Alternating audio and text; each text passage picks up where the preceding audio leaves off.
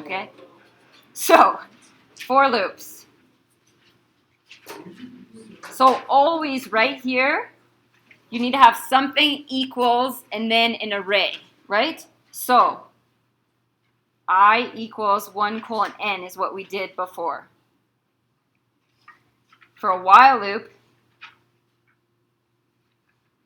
the thing that goes right here is a logical statement. And so if you take this out and you plug it in down here to check what it is, it should give you a 0 or a 1. Or it should give you a whole bunch of zeros and ones as an array. So, for example, we would say I is less than equal to n. So this is a logical, and this is an array. Actually, it should be a vector, because it should be one-dimensional. So when we do something inside a for loop, there's usually two things that we're doing. One, we're doing something, we're storing something in a bunch of different spots. Or two, like we did the sum, we're just storing something in the same spot each time. So this is really important to pay attention to. So for example, if you're saying, let's say we're calculating something for each time, you would have like x of I equals maybe, I don't know, y of I plus z of I. So this is where you're building an array. Okay? So for this is what we need to pre-allocate.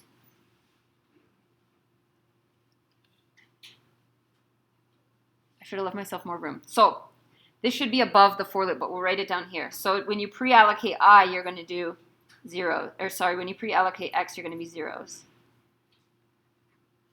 So you know it needs to have n rows because you're going from I equals 1 to n. So this is going to be in front. This is pre-allocating. Question? Doesn't it matter if you do zeros or ones for pre-allocation? No, it doesn't. You can do ones. It's just anything you don't fill, it would be a 1 instead of a 0. So, yep, you could do ones also. So the other thing, like we were doing with my sum.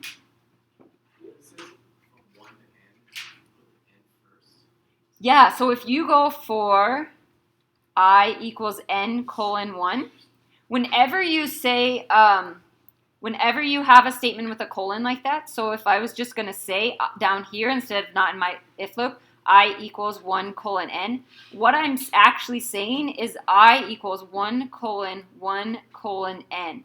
I'm going from 1 to n by ones. And so when you don't put anything in between here, you're assuming it's a 1. So if you wanted to go from I equals n to 1, you're going to need to write it out like this. You're going to have to go by negative ones. Because to go from 1 to n, you have to go down each step. So if you don't put anything in between those two colons, MATLAB assumes that it's a positive 1. So when you do this, then you basically will only run your loop one time with I equal n, I believe. But I'd have to check that on MATLAB. So, or you could check it. Okay, so pre-allocate, and then this one, let's say my sum, this is the other thing we're doing, but we want to overwrite my sum each time. So we were setting it equal to my sum plus, we'll just say y of I. Yeah. It would be nice if this room had a good whiteboard. Okay, so this one, this needs to initialize. So if you don't pre-allocate, will you get a MATLAB error? No. Correct. It'll run slower. And most of the things you have done till now probably won't. If it's just like 5 and 5, like that one on the exam, it won't actually run slow. Though we should have probably pre-allocated. But if you had like 1,000 by 1,000, then it would run slow. Yes. Okay. So what about for the if you forget to initialize? Will you get a MATLAB error? Yeah. Correct. Because what would the MATLAB error say?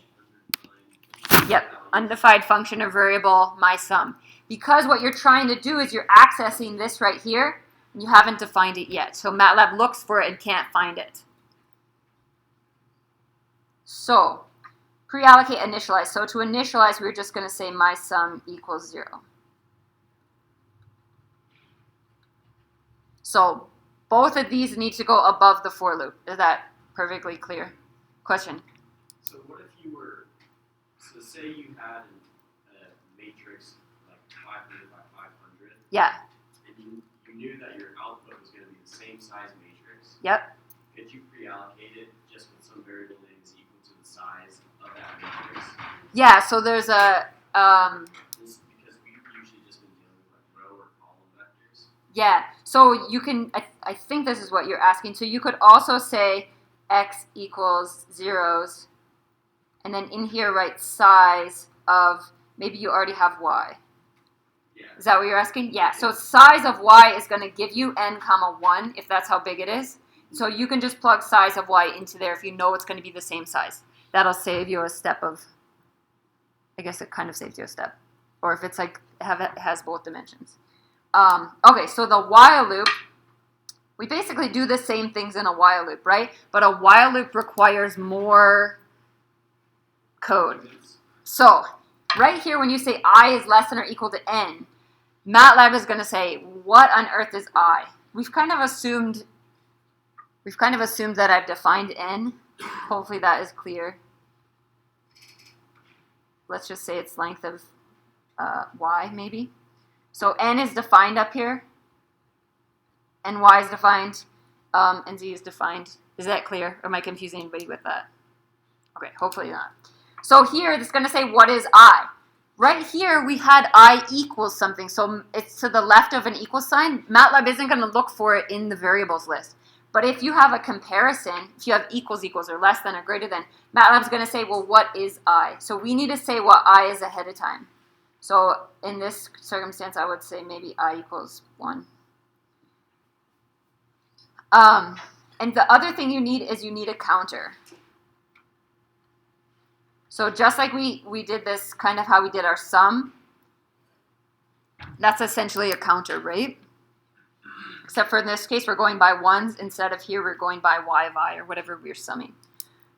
So these are the things that differ in a while loop. Otherwise, you're going to write the exact same thing for x of I. And you're going to write similar thing for my sum. So same thing, you need to pre-allocate and you need to initialize. So you can see here kind of the parallel. Here we initialize my sum, and here we need to initialize I. And so we did that with I equals 1. Otherwise, we will get a MATLAB error. Okay, so functions, we will talk about that. Everybody is done writing. I'll get a new paper. And class is actually over. If you want to stay, I'll go over functions. If you want to leave, you can leave. Okay, so we'll do functions quickly while you pack up if you want to. Okay, so outputs.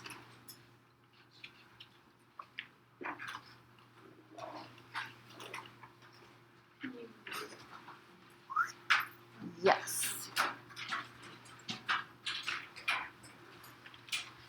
So a lot of times in the quiz or somewhere maybe on the exam, we're telling you how many inputs and outputs they are. Maybe we're telling you their names. So you should be able to write this right away. So this is what it looks like with 2 outputs and 2 inputs. Sorry, that should say function. If you have no outputs, it looks like this.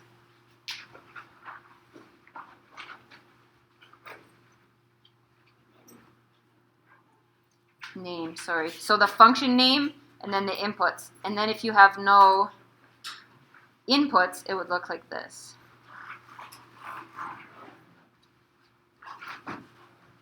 What's the use for a no output? So a lot of times, yeah, well, the PA8, right, you did a plot. And so there wasn't any output of number, but the plot was created in the function. So the purpose of the function was to create the plot.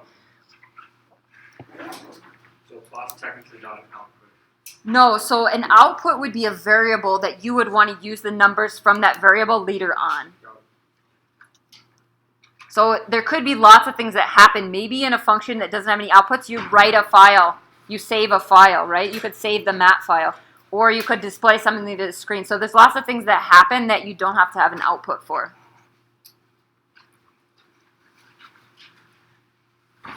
So how do we call these functions? This is another thing. So you go to the command line and you type in, if you're calling this function, whoops, you need to put the outputs in it in order to get them out.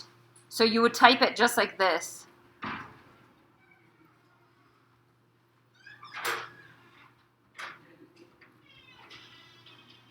And now instead of input 1 and input 2, you actually have to put the numbers. Unless you've saved those to your workspace ahead of time, like this, maybe 5 and input 2 equals something else, you have to put the numbers in here. Otherwise, Matt will say, what is that variable? So we'll just say, oh, right, we were going to put numbers in. So 5 and 3 maybe. So it's same thing with these, right? You type this exactly with the numbers in there, and you type this with the variable names. So when you're putting outputs in, you have to put variable names, and when you're putting inputs in, you have to put numbers, or that variable has to already exist in your workspace. So I should probably stop because class is over. Questions?